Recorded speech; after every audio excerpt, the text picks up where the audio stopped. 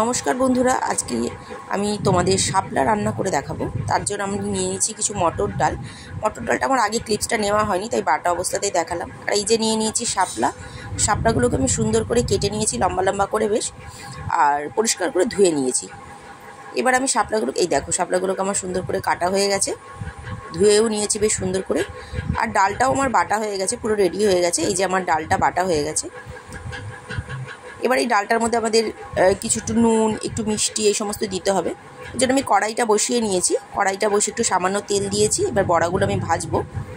এবার আমি ডালটার মধ্যে একটু নুন দেবো, একটু মিষ্টি দেবো, সামান্য একটু হলুদ দেবো, একটু লঙ্কা বাটাও তোমরা দিতে পারো। এবার আমি বড়ার আকারে, ছোটো ছোটো বড়ার আকারে এগুলোকে ভেজে নেবো। এবার দেখো আমার বড়া ভাজা রেডি হয়ে গেছে। এবার যে সুন্দর করে বড়া ভাজাগুলো ভেজে নিয়েছি আমি কড়া করে। এরপর আমি কি করব, শাপলাটাকে রান্না করব। এবার আমি কড়া বসিয়ে দিয়েছি, তার মধ্যে 5 ফোড়ন আর দিয়েছি হচ্ছে তোমার কাঁচা লঙ্কা, আর তার মধ্যে তোমরা কালো জিরেও দিতে পারো 5 ফোড়নের বদলে। আর শাপলাগুলোকে ওর মধ্যে আমি দিয়ে দিয়েছি। এবার শাপলাগুলোকে দিয়ে আমি সুন্দর করে বেশ নাড়তে থাকবো বেশ কিছুক্ষণ ধরে, যতক্ষণ না পর্যন্ত এর জলটা শুকিয়ে আসবে ততক্ষণ নাড়তে থাকবো। এবার এর মধ্যে আমি কিছু দেবো, একটুখানি সামান্য পরিমাণে হলুদ, একটু নুন, একটু মিষ্টি দেবো। মিষ্টিটা তোমরা তোমাদের টেস্ট অনুযায়ী দিও, একটু সামান্য মিষ্টি দিলে খেতে বেশ ভালো লাগে। এবার আমি বেশ কিছুক্ষণ ধরে এটাকে আমি নাড়তে থাকবো, ততক্ষণ অবধি এটাকে আমি নাড়তে থাকবো যতক্ষণ না পর্যন্ত এটার জলটা পুরোপুরিভাবে শুকিয়ে আসছে। এই দেখো এবার এটা আমি সুন্দর করে নাড়ছি। এবার যত নাড়বো দেখো আস্তে আস্তে আস্তে আস্তে জলটা কি সুন্দর শুকিয়ে এটা জিনিসটা পুরো কী হয়ে যাবে, নরম হয়ে যাবে একদম। তোমরা দেখলেই বুঝতে পারবে যে জিনিসটা নরম হয়ে এসছে। এই দেখো এবার আমার জিনিসটা পুরো নরম হয়ে এসছে শাপলাটা। ঠিক এই মুহূর্তে আমি কি করব, আমাদের যে আগে ভেজে রাখা যে বড়াগুলো ছিল, যেগুলো আমরা ডাল দিয়ে ভেজেছিলাম, সেটা আমরা কি করব এর মধ্যে সুন্দর করে মিশিয়ে দেব।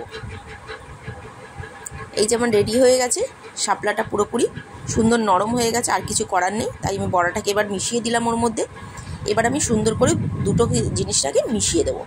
মিশিয়ে নিয়ে ততক্ষণ অবধি নাড়তে থাকবো যতক্ষণ না সুন্দর এটা মাখা মাখা হয়ে যাচ্ছে। তোমরা নাড়তে নাড়তে দেখলেই বুঝতে পারবে যে জিনিসটা হয়ে এসেছে, এবার নরম হয়ে এসেছে এবং মাখা মাখা হয়ে এসেছে বেশ। দেখো আমার রেডি হয়ে গেছে এবার শাপলাটা পুরোপুরিভাবে। এই রান্নাটা হয়তো সবাই জানো, কিন্তু আমি এটাকে এইরকমভাবে বানাই, তাই মনে হলো তোমাদের সাথে একটু শেয়ার করি। এই দেখো আমার শাপলাটা সুন্দর রেডি হয়ে গেছে বেশ, দেখতেও খুব অপূর্ব লাগছে। একবার ট্রাই করে দেখো এইভাবে, বেশ ভালো লাগবে কিন্তু। আর আমার চ্যানেলটা যদি ভালো লাগে তোমাদের অবশ্যই লাইক আর সাবস্ক্রাইব করতে আর কমেন্ট করতে অবশ্যই ভুলো না। চেষ্টা করবো পরবর্তীকালে নতুন নতুন কোনো রেসিপি তোমাদের কাছে শেয়ার করার। ভালো থেকো, শুভরাত্রি।